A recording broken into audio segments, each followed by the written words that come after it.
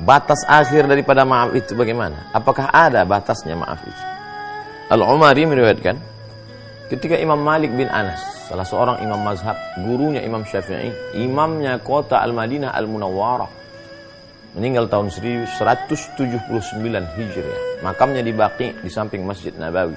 Rahimahullah, Allah senantiasa mencurahkan rahmat untuk Imam Malik bin Anas. Suatu ketika Imam Malik dipukul karena suatu kasus, na'udzubillah. Lalu kemudian apa yang terjadi? Imam Malik pingsan. Dan ketika dia sadar, dia berkata, aku bersaksi la ilaha illallah Muhammadur Rasulullah, bahwa orang yang memukulku itu tidak bersalah. Dia bersalah, wahai imam. Tidak, aku memaafkan segala silap dan salah. Lalu kemudian jamaah datang mengunjungi Imam Malik bin Anas. Mereka ingin bertanya lagi, bagaimana dengan orang yang memukulmu itu, hai Imam Malik? Mereka tidak bersalah.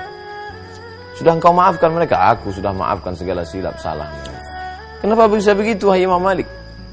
Imam Malik tersenyum, aku malu ketika nanti aku masuk ke dalam surga, berjumpa dengan Nabi Muhammad sallallahu alaihi wasallam.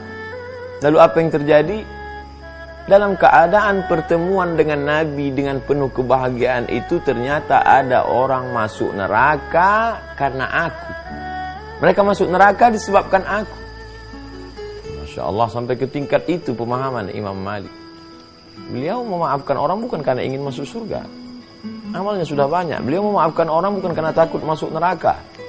Karena beliau insya Allah dengan segala hadis-hadis yang diriwayatkannya dalam kitab Muwatta, tapi beliau malu, betapa malu. Al-haya'u syu'batu minal iman. Malu adalah bagian daripada iman. Bukan malu karena mencuri, bukan malu karena sesuatu, tapi malu nanti ketika akan bertemu dengan Rasulullah sallallahu alaihi wasallam, saat menatap Nabi besar Muhammad sallallahu alaihi wasallam dalam keadaan terjaga yaqظah, dan pada saat itu ada orang yang masuk neraka disebabkan oleh kita. Oleh sebab itu dilepaskannya.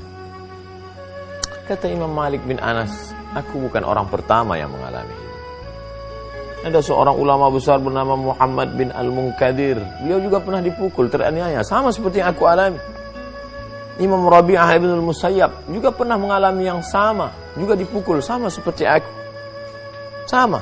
Tidak ada kebaikan bagi orang yang tidak pernah tersakiti dalam perkara ini. Tidak pernah ada kebaikan bagi seseorang yang tidak pernah tersakiti dalam perkara ini. Dalam dakwah ini, dalam amar ma'ruf nahi munkar, dalam mengajak orang berbuat baik, dalam menunjukkan yang hak itu hak, yang batil itu batil, tidak pernah ada kebaikan bagi orang itu kalau dia tidak pernah tersakiti.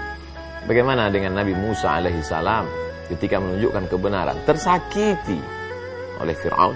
Bagaimana Nabi Isa alaihi salam ketika menunjukkan kebenaran, tersakiti?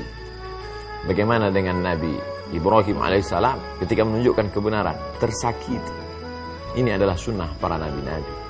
Oleh sebab itu, wahai para da'i, wahai para penebar kebaikan, jika kau mendengar ada haters, ada bully, ada kata-kata kasar, caci maki, sumpah serapah, yang engkau alami itu belum ada apa-apanya bila dibandingkan dengan yang dialami oleh Al-Imam Malik bin Anas, Al-Imam Muhammad bin Al-Munkadir, Al-Imam Rabi' al-Musayyib, dan para nabi-nabi sebelumnya. Oleh sebab itu maka membaca kisah-kisah teladan orang-orang soleh di masa lalu membangkitkan kesabaran. Sesungguhnya sabar kita selama ini belum ada apa-apa. Selama ini kita berkata, oh aku sudah sabar, sabarku sudah habis, maaf. Begitulah hebatnya. Afa, ya'fu, afwan, ma'fu, menghapus sampai tak berbekas sama sekali. Kalau masih ada dia, masih ada bekasnya. Kamu sudah maafkan dia, saya sudah maafkan dia, tapi masih lagi berbekas, maka sesungguhnya tak sesuai dengan kata maaf yang berasal dari bahasa Arab. Afa, ya'fu, afwan, ma'fu. Terhapus sampai tak berbekas sama sekali. Saat kaki menginjak pasir di tengah gurun, lalu kemudian masuk tapak kaki ke dalam tumpukan pasir, saat itu pasir berlubang, ada bekasnya, bekas tapak-tapak kaki. Namun kemudian datang angin kencang, menghembus butiran-butiran pasir, sehingga bekas tapak kaki itu tidak lagi terlihat. Maka saat itu kita sudah sampai pada tingkat maaf. Sanggupkah kita menghapuskan bekas-bekas itu? Sanggupkah kita menghilangkan bekas jejak-jejak sakit hati, duka lara itu? Ini ujian besar. Banyak orang yang diuji dengan bangun tengah malam, dia sanggup untuk bertahajud. Banyak orang yang diuji dengan bagaimana berzakat, berwakaf, infak, sedekah. Itu panti jompo kita yang bangun. Itu anak yatim bisa sekolah, kita yang menyekolahkan. Setiap bulan memberikan beras kepada orang-orang susah. Itu sekolah gratis kita yang buat. Luar biasa. Tapi ketika diuji dengan maaf, disitulah tampak. Ujian datang dari berbagai aspek, dari berbagai sisi.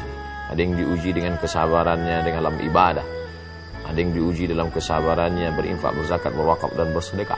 Ada pula yang diuji dengan maafnya. Mari kita merenung sejenak dalam waktu yang singkat dan pendek. Insya Allah bermakna di hadapan Allah. Kira-kira selama ini kita dalam hidup ini diuji apanya? Oh, saya nampaknya diuji dengan sholat saya. Alhamdulillah, mari kita lawan. Yang malas sholat, bangkitkan semangat sholat. Kamu diuji dengan apanya? Saya selama ini diuji dengan malas menutup diri, berhijab bagi yang perempuan. Mari semangatkan. Kamu diuji dengan apa? Saya alhamdulillah sholat semangat, puasa semangat, sedekah semangat. Apa? Masalah maaf. Oh, kita sudah tahu titik celah kelemahan kita.